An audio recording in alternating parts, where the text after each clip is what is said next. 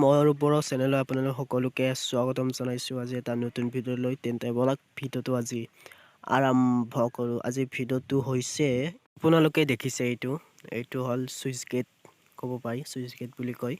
আৰু ইয়াৰ কাষে পাশে দেখিছে জংঘল গোটেই জংঘলে হৈ গৈছে। জংঘলৰ মাজত এই বস্তুটো বনাই থৈ গৈছে। আৰু এইটো BPF চৰকাৰে বনাইছিল এইটো। আৰু BPF চৰকাৰে প্ৰায় 15-16 মানত বনাইছিল। আৰু যেনেকৈ বনাইছে তেনেকৈ পৰি আছে আজিলৈকে। প্ৰায় 3-4 বছৰমান হৈ গ'ল। কোনো ধৰণৰ ব্যৱহাৰ কৰিব পৰা নাই বা ব্যৱহাৰ কৰা নাই। যেনেকৈ বনাই থৈ গৈছিল তেনেকৈ আছে। আৰু জংঘল মেটকা আৰু গাঁটা খুন্দি গৈছে। এতিয়া বেলেগ জেগাত হ'লেতো এইটো ভাঙি চিঙি দুলিয়াই থৈ দিলে হয়, লোহাটিঙত দিলে, কিন্তু আমাৰ ইয়াত বুলিহে এনেকৈ আছে।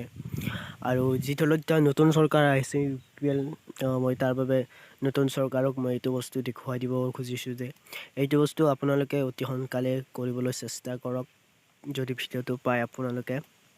আৰু এইটো বৰমা সমষ্টিৰ হয়। বৰমা সমষ্টিৰ এখন ভিতৰুৱা গাঁও কদমতলা বুলি। সেই গাঁৱৰ ভিতৰত এইটো আছে। আৰু ৰাকেশ দাই নিশ্চয় গম পাব কদমতলা বুলি ক'লে। এইটো এনেকৈ পথাৰত আছে। আৰু কোনো ধৰণৰ বস্তু এই পথাৰখনত নাই। আৰু আপোনালোকক পথাৰখন দেখুৱাই আছোঁ মই। বস্তুটো চাই লওক আগতে। জংঘল হৈ গৈছে। আপোনালোকক দেখুৱাই আছোঁ, ঘূৰাই আছোঁ, দেখুৱাই আছোঁ। আৰু এনেকৈ পৰি থাকেই।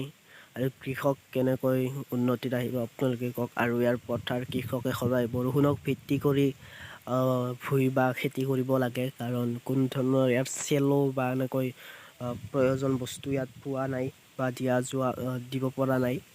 তাৰ বাবে খেতি পূৰা জংঘল হৈ গৈছে খেতি। গাঁটা খুন্দি গৈছে বা কিবা হৈ গৈছে এনেকৈ। আপোনালোকক দেখুৱাই আছোঁ মই। এনেকৈ মামাৰ ধৰি গৈছে যিবোৰ ইয়াৰ চকা সেইবোৰ নুঘূৰা হৈ গৈছে। আপোনালোকক এইবাৰ পথাৰখন দেখুৱাওঁ। পথাৰখন বহুত ডাঙৰ পথাৰ হয়।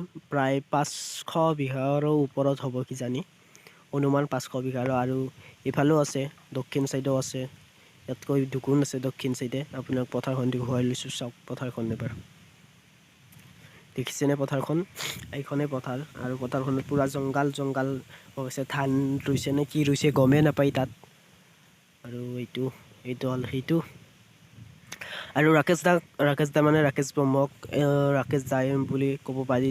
এইটো বিনম্ৰ অনুৰোধ কৰিছোঁ, এইটো যদি ভিডিঅ' চাইছে নিশ্চয় আপোনালোকৰ দলৰো কোনো কোৱা নাই এইটোৰ বিষয়ে। আৰু এইটো আপোনালোকে এবাৰ চাই যাব।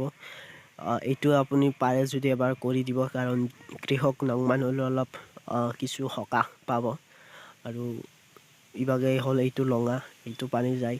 পানী যোৱাৰ পথাৰত পানী নোমাৰে এইটো লঙা জংঘল হৈ গৈছে। এবাৰ আপোনালোকক পথাৰ দেখিছেনে? জংঘল হৈ গৈছে। ইয়াত ধান ৰুইছে নে কি ৰুইছে গমেই নাপায়। ইয়াত ধান হ'বনে আপোনালোকে কওকচোন বাৰু।